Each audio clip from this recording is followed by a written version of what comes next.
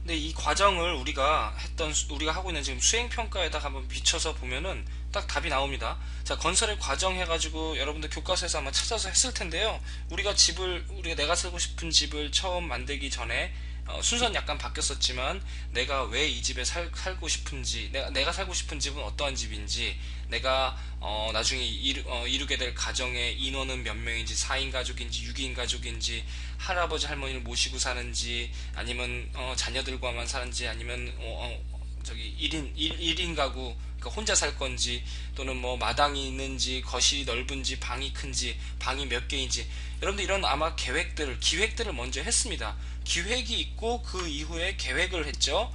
그 다음에 여러분들이 설계를 했고, 그 다음에 어떻게 했습니까? 지금 우드락으로 만들고 있는 시공 단계에 있죠. 그렇게 했더니 완성됐다라는 게, 자, 여기에 답이 들어갑니다. 자, 그래서 보시면은 요거 먼저 답부터 한번 채워볼게요. 자, 여러분들이 지금 이제 건설에 관련된 사람들을 잘 보면은, 우리 수행평가에서 잘 보세요. 공사의 주체가 누굽니까?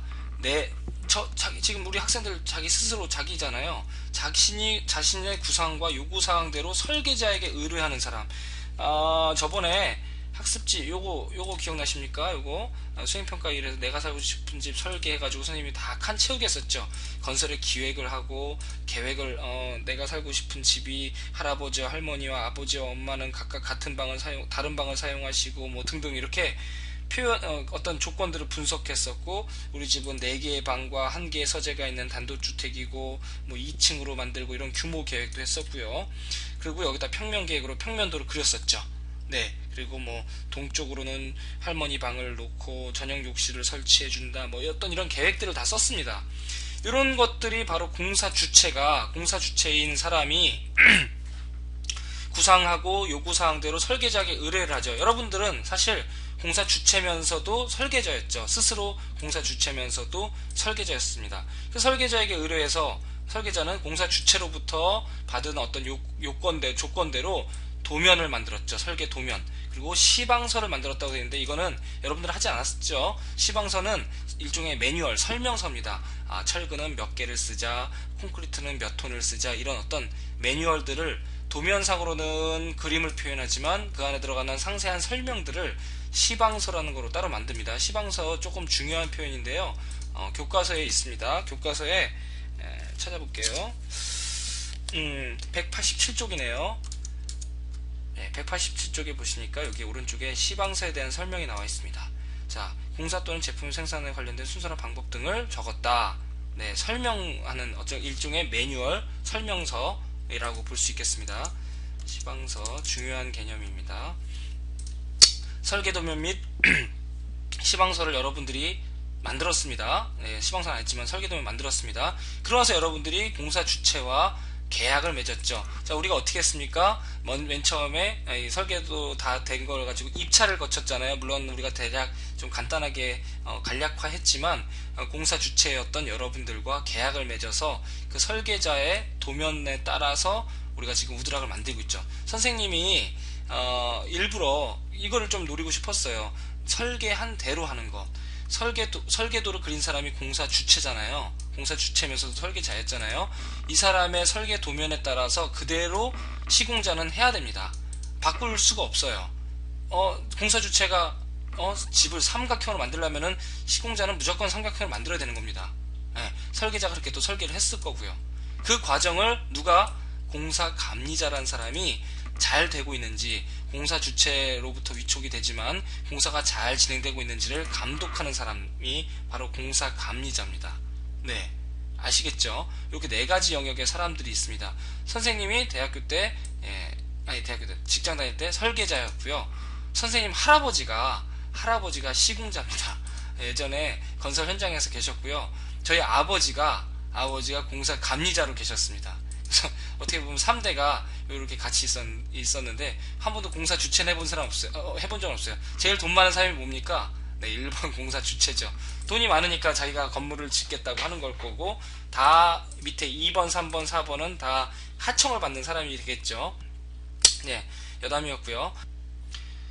교과서 186쪽 이 중간 밑에 여기 있는 요 내용들, 요게 바로 지선님이 지금 설명했던 그 순서입니다. 이 순서 꼭 잘 기억하시고요. 그림 꼭 유념해서 보시기 바라겠습니다.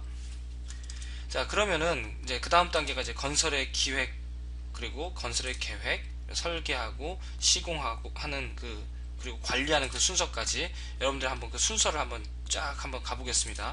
자, 여러분들이랑 처음에 건설을 기획할 때에는 아까 위에서 여기 기획, 계획, 설계, 시공 여기서 나왔지만 먼저 기획과 계획의 차이가 조금 모호해요. 기획은 조금 더 추상적인 것입니다. 자, 나에게 1억이 있다. 그런데 저 푸른 초원 위에 그림 같은 집을 짓고 할아버지와 할머니와 어머니와 아버지와 나와 아내와 아이와 함께 살겠다. 이게 바로 건설 기획입니다. 이 정도까지만 하는 거죠. 어떤 집을, 어떤 구조물을 지을 것인지 목표를 정하는 겁니다. 규모나 예산 정도를 대략적으로 좀 파악하는 겁니다. 자, 그 다음에 건설 계획이 들어가게 되면은 이제 좀 구체적인 정보를 가지고 파악하고 분석합니다. 여러분들 교과서 188쪽에 잘 나타나 있습니다. 188쪽에 그림으로 잘 나타나 있는데요. 이게 건설 계획의 모든 전 과정입니다. 이게 굉장히 복잡한 것을 다 계획해야 되는 거죠. 크기는 얼마나 지을 것인지, 주변의 교통 상황은 어떤지, 평면도는 어떻게 그릴 것인지 등등의 많은 과정들을 거치게 됩니다. 이게 건설 계획 단계고요. 그래서 이제 이 건설 계획이 세워진 걸 가지고 설계를 하게 되는데, 설계는 세 단계로 이루어집니다. 자, 한번 볼게요. 교과서에 다 표시되어 있지만, 네, 계획 설계, 기본 설계, 실시 설계를 합니다. 우선 계획 설계는 여러분들이 그냥 추상적으로 스케치하거나 모형을 만들거나 보고서를 만드는 식으로 스케치를 주로 많이 하게 되죠. 이런 것이 계획 설계가 되고요. 그 다음에 기본 설계는 여러분들이 지금 스케치업을 가지고 한 것이 기본 설계라고 볼 수 있습니다. 네, 스케치업을 가지고 한 게 스케치 단계인 사람도 있어요. 사실 좀 치수도 대략 치수도 정말 생각지 않고 그림 그린 식으로 한 경우도 있는데, 그러게 주로 이제 어떻게 보면 계획 설계라고 볼 수 있는데, 우리 기본 설계 정도라고 생각됩니다. 여러분들 스케치업으로 한 게 구체적으로 표현하기 위해서 도면으로 작성한 거고요. 배치도, 평면도, 인면도 여러 가지 이런 어떤 도법을 이용해서 그리게 된 거죠. 그런데 이제 실시 설계라는 게 좀 다음에 나옵니다. 사실 여러분들이 만든 그런 스케치업에는 상세한, 하다못해 전등의 위치는 어떻게 될 것이고, 어디에 그 배선이 깔릴 거고, 하수도관의 위치는 어떻게 되고, 변기는 어디 있고, 욕조는 어디 있고, 이런 것에 대한 상세한 것까지 설계되어 있지 않죠. 네, 그리고 선생님도 말씀드렸듯이 아우테리어, 이 외곽 형태에 대한 것만 얘기했잖아요. 그렇기 때문에 계획 설계나 기본 설계 쪽에 포함이 되고요. 실시 설계까지 하려면 여러분들이 더 구체적으로 돼야겠죠. 상세한 마감 방법, 재질이나 상세 치수까지, 그리고 도면에 표현하기 힘든 거는 따로 시방서라는 설명서로 작성한다고 했죠. 자, 이렇게 단계를 세 단계를 거치는데, 보통 이제 선생님이 옛날에 터널을 설계할 때에도 계획 설계, 기본 설계 단계는 하지 않았어요. 왜냐하면은 실제로 선생님의 다녔던 회사나 이쪽에서 거쳐서 나가는 건 실제로 지어질 생겨날 그런 터널에 대한 부분, 도로에 대한 부분이었기 때문에 대부분의 경우 회사에서 다루는 것은 실시 설계부터 다룹니다. 그 전에는 어떤 좀 계획 설계나 기본 설계는 좀 추상적으로 좀 생략하기도 해요. 자, 이렇게 해서 설계가 된 다음에 그 도면을 가지고 여러분들이 시공을 들어갔습니다. 입찰의 과정이 중간에 있었죠. 시공에 들어가서는 뭐 여러 가지 많이 있습니다. 뭐 착공 준비, 이건 사실 우리는 지금 이제 우드락으로 이용해서 모형을 만드는 거기 때문에 이것과 비교할 수는 없지만, 건설 시공의 단계에는 착공을 준비하고, 가설을 공사하고, 토공사, 기초공사, 지하 구조물 공사, 이렇게 해서 8단계 정도 되어 있죠. 여러 가지 단계들을 거치게 됩니다. 자, 그런데 여기서 이제 하나씩 모르는 것들을 좀 살펴보면서 넘어가도록 할게요. 네, 교과서 192쪽에 보시면은 자세하게 이 순서와 그림으로 설명이 잘 되어 있습니다. 네, 여기 보시면은 우선은 요 순서 중요합니다. 여러분들 교과서에 있는 요 순서, 여러분들 학습지에 있는 순서와 같죠. 네, 착공 준비, 가설, 토, 기초, 지하구조물, 골조, 외부, 내부, 요 순서 여러분들 꼭 잘 기억해 두시기 바라겠습니다. 자, 착공을 준비하는 단계에서 보니까 착공이라는 게 뭔가 했더니 공사를 하기에 앞서서 여러분들 이제 여러 가지 조사, 집안에 대한 성분도 조사하고요. 이 지역이 주변 환경이 어떻게 되어 있는지 현장 상황들을 좀 파악하는 이런 현황 조사들을 거칩니다. 그 다음에 가설공사. 가설공사가 무슨 말이냐면 가시설, 그러니까 임시로 세워진 시설입니다. 공사 현장에 가시면 이렇게 컨테이너 박스 같은 거 조립식으로 이렇게 지어진 이런 건설 뭐랄까요, 사무소 같은 것들도 있죠. 이런 것들 가시설이라고 합니다. 또는 선생님이 한번 찾아볼게요. 가설공사. 네, 이렇게 건물들을 지을 때 보면은 주변에 건물을 지탱하거나 받쳐주기 위해서 임시로 세워놓은 시설들이 있습니다. 이런 것들이 가설공사입니다. 이런 가설들을 먼저 세운 다음에 공사를 시작하게 되죠. 예, 그 다음에 3번 보니까 학습지로 들어갈게요. 예, 3번 보니까 땅을 팝니다. 땅을 파고 또는 파기만 하는 것이 아니라 무너지지 않도록 또 막기도 하죠. 예, 토공사를 하고요. 그 다음에 기초공사를 합니다. 기초를 먼저 세워야 되는 게 맞습니다. 먼저 바닥에 기초를 단단하게 세운 다음에 그 안에다가 지하 구조물들을 얹습니다.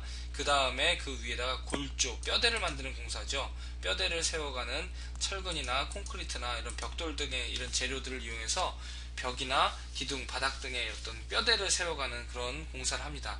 그 다음에 외부에 벽돌이나 대리석, 페인트 칠하는 그런 외벽 마무리 공사를 하고요. 내부 인테리어를 합니다.